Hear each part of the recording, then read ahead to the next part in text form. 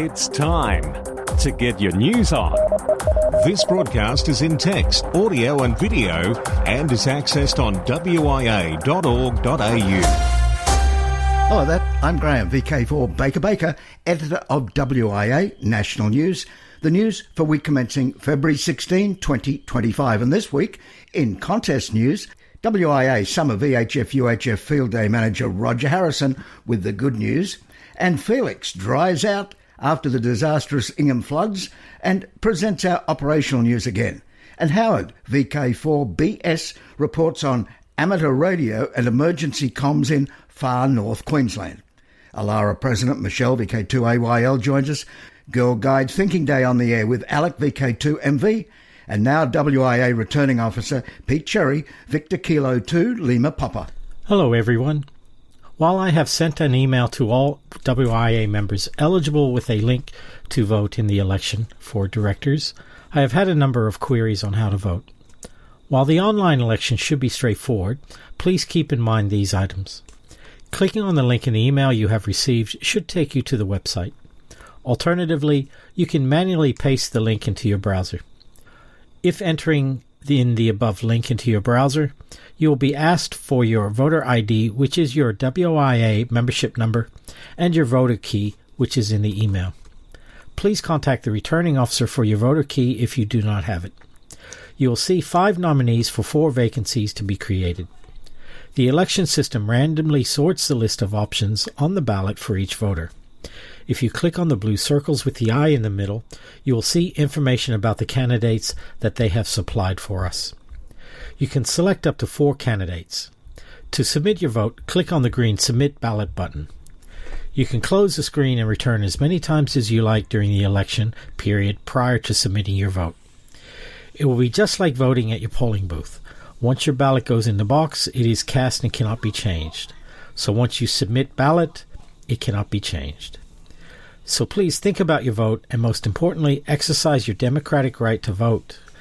If you have any questions, please contact the returning officer at the email in the text edition of this news.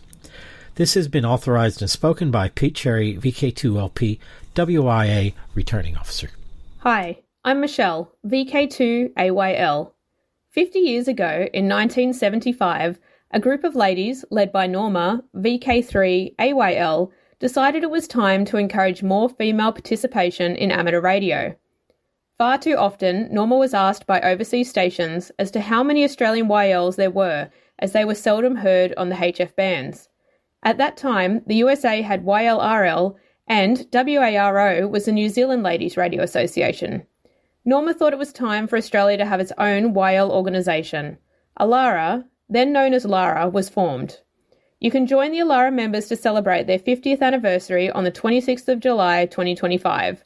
Event registration details are now on the Alara website, www.alara.org.au. I'm Howard, VK4BS. I live some 25 kilometres west of Cairns, across the McAllister Range at a place called Kuranda. Kuranda is a hilly, rainforested area with many small creeks that can become flooded during the monsoon season, cutting off road access for pockets of communities. If the flooding is accompanied by a cyclone, it's normally for power and telecommunications to also be cut, usually for 3 to 4 days. In that situation, residents are in a potentially life-threatening situation as they have no way to seek help in case of medical and other serious emergencies. Of less significance, but important for their general well-being, is the need to assure relatives outside the area that they are safe and well. After Cyclone Jasper in late 2023, it became obvious that an alternative means of communication is needed. The most resilient and available comms for this purpose is probably amateur radio. There are very few amateurs in the Kuranda area, but quite a number in Cairns and the Atherton Tablelands, with many being members of the Cairns Amateur Radio Club or Tablelands Radio and Electronics Club. The problem was finding a way to utilise these amateur resources. The first step was to establish a reliable radio repeater able to provide communications throughout the area and to amateur operators in Cairns to the east, Mareeba to the west. Given the nature of the geography and vegetation, UHF-CB was not considered suitable, and mid-band VHF operating around 70 megs was chosen, emulating the way the Army uses radio in similar environments. With the support of the Royal Flying Doctor Service, a repeater was installed in their radio hut at Mount Haran, just out of Kuranda and the highest point in the area. A bulk buy of second-hand Simcoe SRM 9000 E0 radios was made, and these were then resold at cost to volunteers in the area and amateurs in the radio clubs. Amateur purchasers had the capability to make suitable antennas, and the Kuranda Men's Club voluntarily manufactured flower pot antennas for the radios purchased by locals. The volunteers, who then became the go-to points for locals needing assistance, could pass requests to amateurs who had facilities to communicate outside the area and thus ensure the messages reached the appropriate authorities. Additionally, the Mareeba Shire Council, which supports the project and has given some hardware for the antenna mounting, added a radio to the network, allowing messages to be passed to their disaster management group and for condition reports to be requested from the volunteers. The final part of the network was to set up a means for locals to pass their requests to the radio volunteers. For these short-range communications, UHF-CB was ideal, and this was backed up by publishing the address of volunteers who could be contacted directly. Information about the network was then disseminated by social media and an article in the Kuranda paper. Fortunately, although we've had heavy monsoon rain, the perfect storm has not arisen so far this year, but we are now prepared for the next time it hits the area. As an aside, the Kuranda Range Road, part of Highway 1, which provides access to Cairns and further north-south for Kuranda, Mareeba and beyond, was so severely damaged by Cyclone Jasper and the rains that it is still, 14 months later, limited to one lane in many parts, subjected to frequent closures for repair work, and expected to take at least another 24 months for it to be fully operational again. Although amateur radio is the key to success for this network, it's probably unique in the integration of UHF-CB, VHF land mobile and amateur radio to achieve the overall goal. Just a final note, the equipment used at the repeater site comprises a Motorola MX800, a rebadged Spectra, VHF mid-band repeater, with an alternative of two SRM 9000 radios connected back-to-back on site, ready to be operational if a Motorola fails. Power is supplied by a GME 30A power supply with battery fallback to a 138A AGM battery. The antenna, a flower pot at about 6 metres, giving omnidirectional coverage, is fed via a Telewave TPRD 0754 pass reject duplexer. From here, there and everywhere, you've tuned to the Wireless Institute of Australia's National News Service. We are VK1WIA. Now with international news, Jason, VK2LAW. Hello. World Radio Day, February 13th, was adopted in 2012 by the United Nations to acknowledge radio's role in people's lives everywhere. Although the focus is usually on broadcast radio services, amateur radio will be involved in some events around the world. This year's theme is Radio and Climate Change. One of the many international events happening involves the Shanghai Coast radio station XSG, which maintains a global maritime distress and safety system, as well as Morse code telegraph services. The station is hosting a 2-day crossband event in which the radio station will communicate via CW with amateur radio operators, with each side transmitting on their authorised frequencies while monitoring the other party's frequencies. The event runs from 0000 UTC on the 12th of February to 0000 UTC the next day. Amateur ham radio operators have picked up suspicious late-night radio signals in coded Bengali, Urdu and Arabic along the Indo-Bangladesh border in South Bengal over the last 2 months, raising concerns about possible extremist activities, officials said. The development comes amidst ongoing unrest in Bangladesh and growing anti-India rhetoric in the neighbouring country. The incident first came to light in December when ham radio operators detected unauthorised communications in code from Bisarat, Bongoan, as well as from the Sundarbans. Ham radio operators alerted the Ministry of Communications, which forwarded the matter to the International Monitoring Station in Kolkata for further investigation. According to Ambarish Nag Biswas, secretary of the West Bengal Radio Club, the transmissions follow an unusual pattern. The global norm among ham radio users is that if a third party enters an ongoing communication, they must identify themselves using a radio identification code or call sign. But in these cases, whenever we asked for identification, the signals went silent. A $10,000 grant from the Frankfurt Radio Club will support the development of a contest dashboard by University of Scranton students and physics faculty members that will be used by students and amateur radio operators, including some who have served as citizen scientists for space research projects led by Scranton physics professor Nathaniel Frissell, PhD. Through the project, Dr. Frissell hopes the university's Whiskey 3 Uniform Sierra Romeo amateur radio club members, present and future, will become active radio contesters. The amateur radio contesters are one of the most enthusiastic subset of ham radio operators, and participants span a range of ages from teenagers to over 90, said Rose Sokola, past president of the 100-plus-year-old Frankfurt Radio Club. In addition to expanding interest in ham radio and radio contesting, Ray hopes the grant will continue the tradition of scientific contributions made by amateur radio operators over the past century. The Argentine Radio Club is hosting its first international gathering of female radio amateurs. The meeting is taking place from March 6th through to the 8th at the Scout Camp in Mar del Plata, and is being held in recognition of International Women's Day on Saturday, March 8th.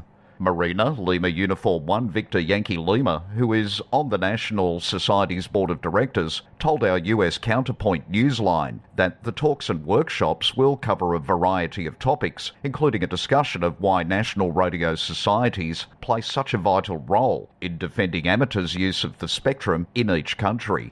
Radio Club YL Chile, Charlie Echo 4 Yankee Lima Charlie, will share the story of how their club evolved and grew. A number of de-expeditioners have presentations planned so they can share their adventures. Workshops will include an introduction to DX, practical ways to study CW, and construction of double bazooka dipoles and CW oscillators. There's good news for those who want to get on the air. Marina said there will be a station at the campsite. To Washington, D.C., Congressman August Pfluger, alongside Congressman Joe Courtney and U.S. Senators Roger Wicker and Richard Blumenthal, introduced bipartisan bicameral legislation to enhance emergency response capabilities and safeguard U.S. communities. The Amateur Radio Emergency Preparedness Act will ensure that amateur radio operators can continue to play a vital role in ensuring public safety during emergencies by providing critical communication when other systems fail. Natural disasters and other emergency situations that hinder our regular lines of communication are unfortunately unavoidable, which is why we must bolster our emergency preparedness by removing the barriers amateur radio operators often run into when installing antennas, Pfluger said. Amateur radio plays a vital role in public safety by delivering critical information to people at all times. My district is home to dozens of amateur radio operators ready to volunteer in the event of an emergency, and I'm proud to lead this legislation. Why radio amateurs should be concerned about the levels of RF noise.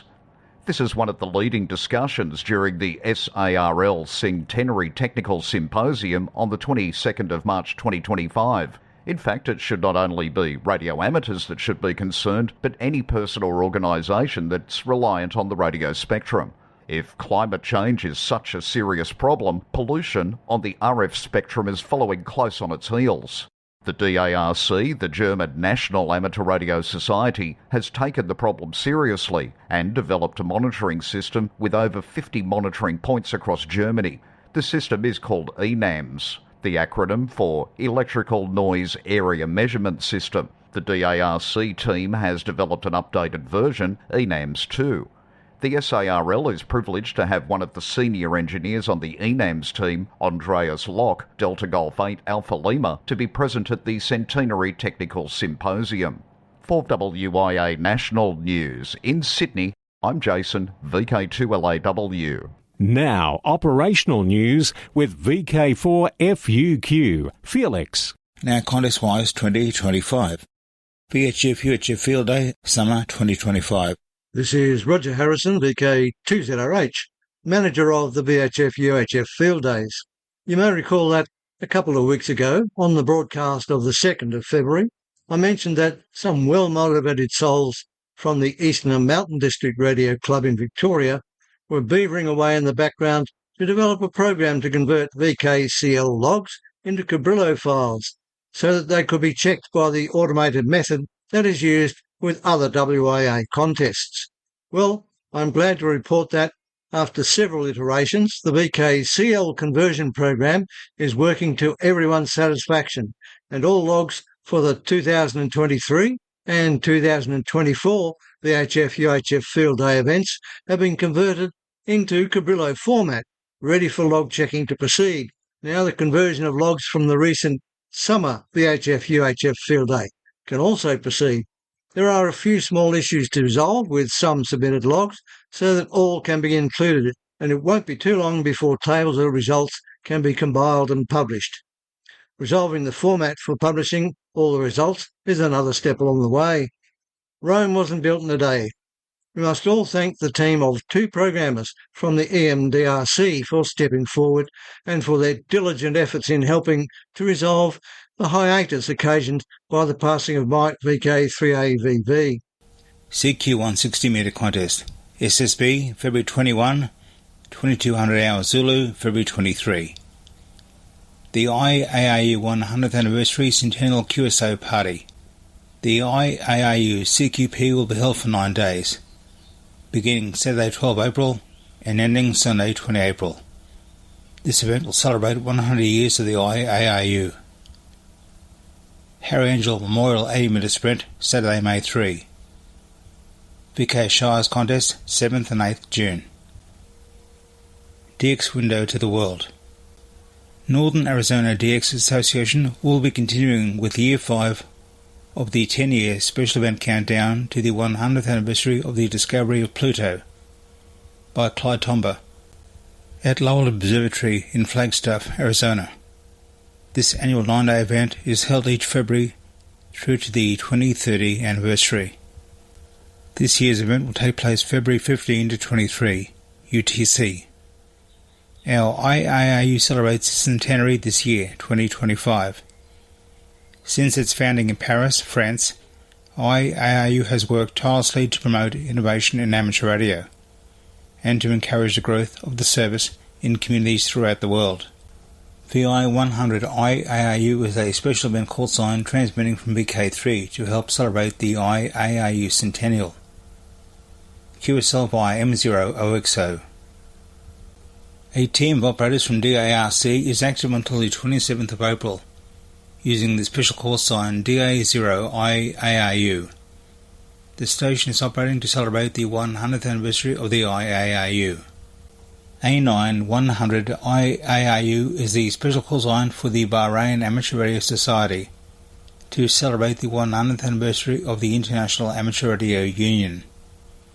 Look for activity for 5 days each month during 2025. QSL via EC6DX. Thierry, TK1CX is active from Cameroon until the end of February. He is QRV as TJ/TK1CX on the 20, 17, 15, 12 and 10 metre bands. He operates mainly using FT8. QSL via Logbook of the World, EQSL, or via EA5ZD. Well, many thanks to VK4JJW for helping me out last week. It has been a very interesting and challenging week with the flooding and other things like no power. Thankfully, things are mostly back to normal now. For WIA National News, I'm Felix, VK4FUQ, Inningham. From here, there and everywhere, you've tuned to the Wireless Institute of Australia's National News Service. We are VK1WIA. Now, Special Interest Group News with Cole, VK3GTV. Hello, first up in Worldwide Special Interest Group News this week, it's Summits on the Air, Worldwide Flora and Fauna Program, Parks on the Air and other adventure groups. Squirreling away a personal treasure. For this week's starting story, we tell you about one SOTA activator's highest summit of achievement. It's actually no bigger than a card that could fit in his wallet. We hear about him from Ralph Squillaci, KK6ITB. Ray KD8EQA is still a few weeks away from achieving mountain goat status as a SOTA activator, but even in the 3+ years he's been involved in summits on the air, the Colorado ham has found many kinds of meaningful recognition, most of them with a connection to animals. What he received in June of 2023 has no equal in his eyes. It was not the 4 points he got that day for his activation on Devil's Head Summit. No, Ray was in the National Forest specifically to visit the active fire tower, where Ashley, the tower's lookout officer, had promised to present him with a card bestowing membership in something the Forest Service called the Ancient and Honorable Order of Squirrels. An internet search shows that, at least since the 1940s, the forest lookouts have presented these cards at active fire towers around the U.S.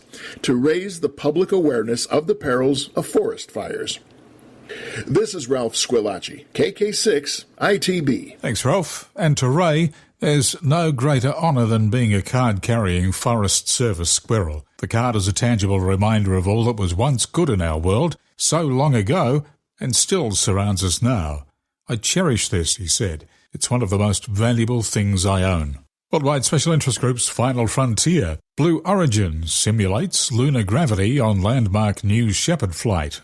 Blue Origin successfully launched its NS-29 mission on February 4th, marking a significant milestone in suborbital research. The mission, which lifted off from the company's West Texas launch site at 1600 UTC, was originally scheduled for January 28th, but was delayed due to weather and technical issues. This flight was the 29th for the reusable New Shepard vehicle and featured a unique capability, the simulation of lunar gravity in suborbital space. The NS-29 mission proceeded as planned, with both the booster and the crew capsule executing safe returns to Earth. The booster performed a controlled vertical landing on the designated pad, while the capsule descended under parachutes, touching down in the West Texas desert approximately 10 minutes after launch. However, one of the capsule's 3 parachutes did not fully open. Blue Origin officials assured viewers during the live broadcast that the spacecraft is designed to land safely, even if not all parachutes fully deploy. The key feature of this mission was its ability to generate lunar gravity forces, a first for New Shepard.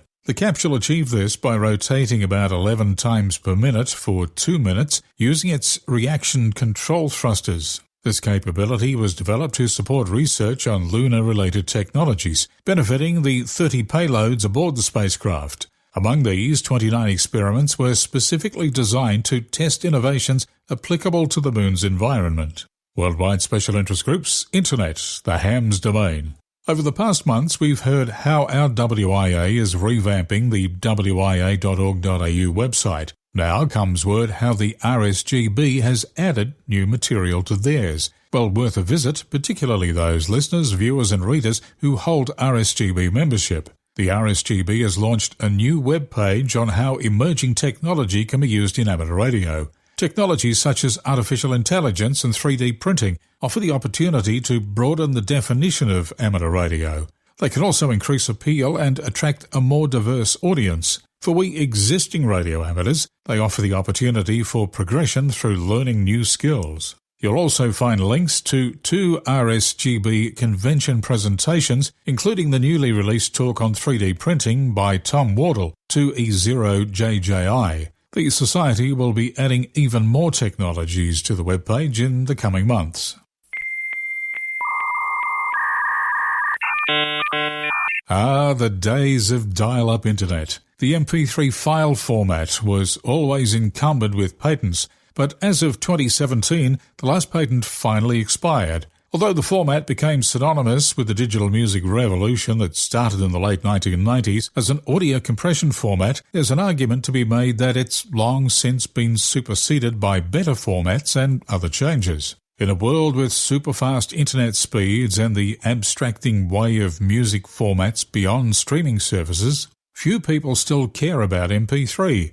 The last patents for the MP3 format expired in 2012 in the EU and 2017 in the US, ending many years of incessant legal sniping. For those of us learning of the wonders of MP3 back around 98 through services like Napster and LimeWire, MP3s meant downloading music on 56k dial-up in a matter of minutes to hours rather than days to weeks with WAV, and with generally better quality than Microsoft's WMA format at lower bit rates. When portable media players came onto the scene, they were called MP3 players, a name that stuck around. But is MP3 really obsolete and best forgotten in the dustbin of history at this point?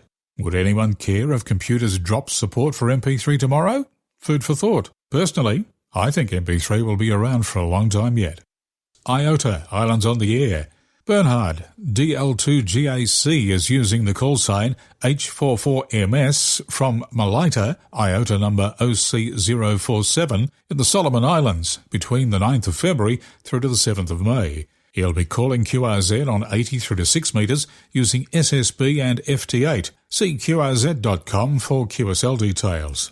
Marty, KE4TT, is on the air as P4/KE4TT from Aruba, IOTA number SA036, until the 11th of March using CW, SSB and FT8 on various HF bands. See QRZ.com for QSL details. Worldwide Special Interest Groups, Policing. Special Event Station LZ75IPA is active right throughout 2025, celebrating the 75th anniversary of the International Police Association. QSL via club logs OQRS or direct to LZ3HI. Worldwide Special Interest Groups Radio Scouting with Alec, VK2MV. Thank you, Cole. The Bharat Scouts and Guides Diamond Jubilee Jamboree, held in Tamil Nadu from January 28th to February 3rd, 2025, witnessed a surge of interest in amateur radio. The event, which brought together approximately 20,000 scouts and guides from across India and beyond, featured a ham radio pavilion that provided a major attraction, particularly among students. The Rajapalayam International Radio Communications Club, VU2IRD, was invited by the BSG National Headquarters to set up and operate the ham radio stations. RURCOM provided HF, VHF, and even LEO satellite communication demonstrations, showcasing the diverse capabilities of this fascinating hobby and service. And please, remember that Girl Guide groups are taking part in World Thinking Day on the air activities over this weekend and next weekend, the 15th and 22nd of February. The aim of this event is to encourage Girl Guiding members to make friendships with those in other units using amateur radio as the means of communication. A list of stations who have provided the RSGB with details of their call sign can be found on rsgb.org. For VK1WIA National News, I am Alec, VK2MV in Sydney. Now back to you, Cole. Thanks, Alec. Next up, it's Worldwide Special Interest Group's software development. You have until the 28th of February to nominate your favourite ham radio open source software project for the 6th Annual Amateur Radio Software Award. This international honour promotes free innovative software that enhances the ham radio experience. Past winners include David Rowe, VK5DGR for Codec 2, Anthony Good, K3NG for Arduino CW Kia, and Jordan Shearer, KN4CRD for JS8 Call. Final award rules and the official nomination form at arsaward.com. Worldwide Special Interest Groups Video. In preparation for an upcoming mission to transmit SSTV images from the SpaceX Dragon capsule later this year, a simulation of that event will transmit from the International Space Station beginning February 13th.